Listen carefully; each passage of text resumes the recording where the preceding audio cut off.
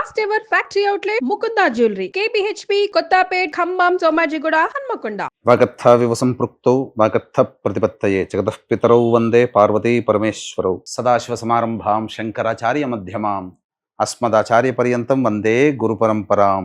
ఆదిత్యాయ చ సోమాయ మంగళాయ బుధాయ చ గురు శుక్ర శనిభ్యశ్చ రాహవే కేతవే నమః. శృంగేరి జగద్గురు పీఠాధిపతులకి కంచి పీఠాధిపతులకి నమస్కారములు తెలియజేసుకుంటూ కార్యక్రమాన్ని ప్రారంభిద్దాం. ఈ మార్చి నెల 16వ తారీఖు నుంచి 31వ తారీఖు వరకు 12 రాశులలో జన్మించినటువంటి వారికి ఏ విధంగా ఉండబోతుందో తెలుసుకునే ప్రయత్నం చేద్దాం. ముఖ్యంగా ఈ యొక్క గురువు వృషభ రాశిలో సంచారము, కుజుడు మిథున రాశిలో స్తంభించి సంచారము, అలాగే కేతువు కన్యా రాశిలో మరియు శని భగవానుల వారు కుంభరాశిలో సంచారము.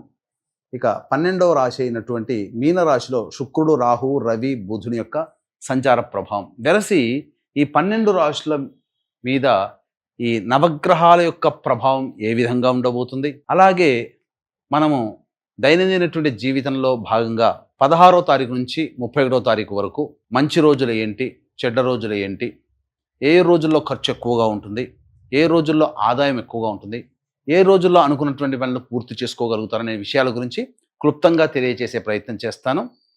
వీక్షించండి. ద్వాదశ రాశులలో భాగంగా మార్చి 16వ తారీఖు నుంచి 31వ తారీఖు వరకు కర్కాటక రాశిలో జన్మించినటువంటి వారికి ఏ విధంగా ఉండబోతుందో తెలుసుకునే ప్రయత్నం చేద్దాం. ముఖ్యంగా ఈ కర్కాటక రాశి వారికి అష్టమ శని దోష ప్రభావం అనేటువంటిది 29వ తారీఖుతో పూర్తి అయిపోతుంది. కానీ 9వ స్థానంలో శని సంచార ప్రభావం చేత యోగ శని ప్రభావం అనేటువంటిది కొంతవరకు నష్టాన్ని తీసుకొని వచ్చే అవకాశం ఉంది. కాబట్టి జాగ్రత్తలు ఇక కొంతకాలం వరకు పాటించక తప్పదు. అలాగే లాభస్థానంలో గురువు యొక్క ప్రభావము జాతకరీత్యా అనుకున్నటువంటి పనులన్నీ కూడాను పూర్తి చేసుకోగలిగేటువంటి స్థాయికి వెళతారు. ప్రశాంతకరమైన జీవితాన్ని పొందడానికి గురువు మీకు సంపూర్ణంగా అనుకూలంగా ఉన్నాడు. కానీ ఆ గురువు అంటే దైవతాగ్రహాన్ని సూచించేటువంటి, కాబట్టి దేవతా అనుగ్రహాన్ని పొందే ప్రయత్నం చేస్తేనే ఈ కర్కాటక రాశిలో ఉన్నటువంటి వాళ్ళు సంతోషకరమైనటువంటి జీవితాన్ని గడుపుతారని చెప్పవచ్చు. 12వ స్థానంలో కుజుడు స్తంభించి ఉన్నటువంటి ఈ కారణం చేత ప్రధానంగా ఈ కర్కాటక రాశిలో జన్మించినటువంటి వారికి అనవసరమైనటువంటి ఖర్చులు పెరుగుతాయి, భయాందోళనలు ఎక్కువగా ఉంటాయి. ఏదో జరగబోతుంది, ఏదో అవుతుందనేటువంటి ఒక భయమే తప్ప ఏమీ జరగదు. కానీ అనవసరమైనటువంటి భయాందోళనకి గురవ్వడము, ఖర్చులు అధికంగా ఉండడము, అనవసరమైనటువంటి ప్రయాణాలు ఎక్కువగా ఈ యొక్క కర్కాటక రాశిలో జన్మించినటువంటి వారు 16వ తారీఖు నుంచి 31వ తారీఖు వరకు తరచుగా చేస్తారు. వృధా ఖర్చులు పెరుగుతాయి, జాగ్రత్తలు పాటించండి. అష్టమ శని ప్రభావం 29వ తారీఖు రాత్రి వరకు ఉన్నప్పటికీ శని మార్పు అనేటువంటిది కొంతవరకు యోగాన్ని కలగచేస్తుంది.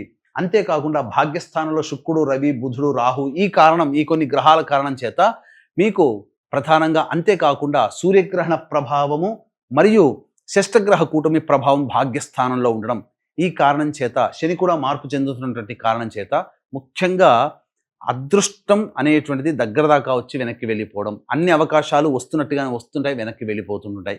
ముఖ్యంగా తండ్రి గారి ఆరోగ్యం పట్ల శ్రద్ధ వహించాల్సినటువంటి పరిస్థితి.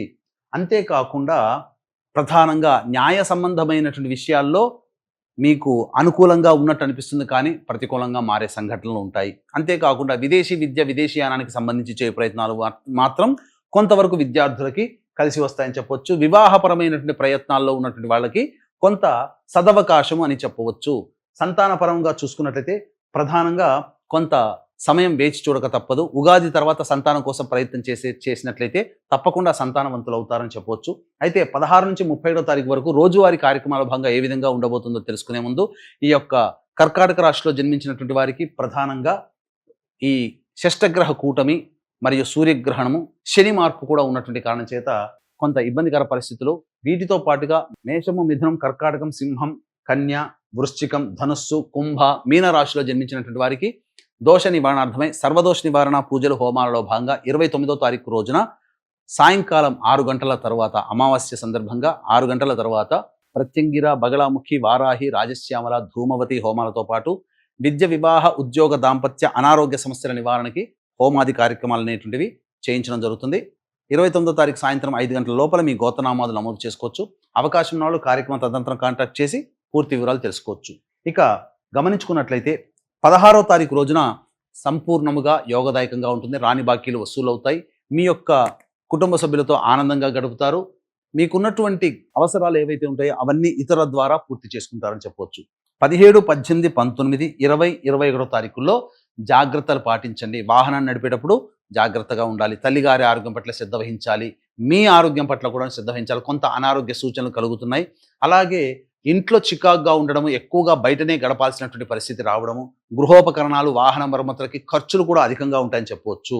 ఇక గమనించుకున్నట్లయితే 22, 23, 24, 25, 26 ఈ 5 రోజులలో మీకు సంపూర్ణంగా అనుకూలంగా ఉండేటువంటి సమయం. ఖర్చులన్నీ కూడాను ఎంత ఉన్నా ఖర్చుకు మించిన ఆదాయం లభించడం, రాని బాకీలు వసూలవుతాయి, ఆనందంగా గడుపుతారు. కుటుంబ సభ్యులలో ఉన్నటువంటి పొరపచ్చాలు తొలగిపోతాయి. ఇతరులు మీకు సహాయ సహకారాలు అందించడం ద్వారా మీకున్నటువంటి సమస్యల్ని పరిష్కరించుకుంటారని చెప్పవచ్చు. 27, 28 తారీఖుల్లో మీ ఆరోగ్యం పట్ల శ్రద్ధ వహించాల్సినటువంటి పరిస్థితి. ప్రశాంతత లేని జీవితాన్ని గడుపుతారు. ఖర్చులు కూడా అధికంగా ఉంటాయి. ఏ పని చేయాలన్నా ఆసక్తిగా ఉండనటువంటి పరిస్థితి. 29, 30 తారీఖులో కనుక చూసుకున్నట్లయితే సంతానం మూలకంగా ఖర్చులు, సమస్యలు పెరుగుతాయి. సంతానంతో విభేదాలు పెరుగుతాయి. కాబట్టి లౌక్యంతో వ్యవహరించండి. ఏది ఏమైనప్పటికీ సంతానం గురించి ఎక్కువగా విచారిస్తారు. వారికి జీవితం ఎలా బాగు చేయాలనే ఆలోచనలో 29, 30 తారీఖులో నిమగ్నమై ఉంటారు. అన్ని అవకాశాలు కూడా దగ్గర దాకా వచ్చి వెనక్కి వెళ్ళిపోతాయి ఈ 2 రోజులు. కాబట్టి మేజర్ సంఘటనలు మీరు ముట్టుకోకుండా ఉండడమే మంచిది. 31వ తారీఖు రోజున కనుక చూసుకున్నట్లయితే వృత్తి ఉద్యోగాల్లో మార్పులు అనేటివి కలుగుతాయి. ఆనందంగా ఉంటారు. సంతోషకరమైనటువంటి వార్తలు వింటారు. ముఖ్యంగా ధనపరమైనటువంటి సమస్యలని కూడా పూర్తి చేసుకుంటారు. కాబట్టి జాగ్రత్త పడండి. కర్కాటక రాశి వారికి సమయము మిశ్రమమైనటువంటి ఫలితాలు ఇచ్చే విధంగా ఉన్నాయి. కాబట్టి దేవతా అనుగ్రహాన్ని పొందే ప్రయత్నం చేయండి. అవకాశం ఉంటే 29వ తారీఖు రోజున జరిగేటువంటి కార్యక్రమంలో నమోదు చేసుకునే ప్రయత్నం చేస్తూ, మీకేమైనా సందేహాలు కనుక అనగా జాతకపరంగా ఏమైనా సందేహాలు కనుక ఉన్నట్లయితే కార్యక్రమ తదనంతరం కాంటాక్ట్ చేసి పూర్తి వివరాలు తెలుసుకోవచ్చు. సర్వం శ్రీ ఉమామహేశ్వర పరబ్రహ్మార్పణమస్తు.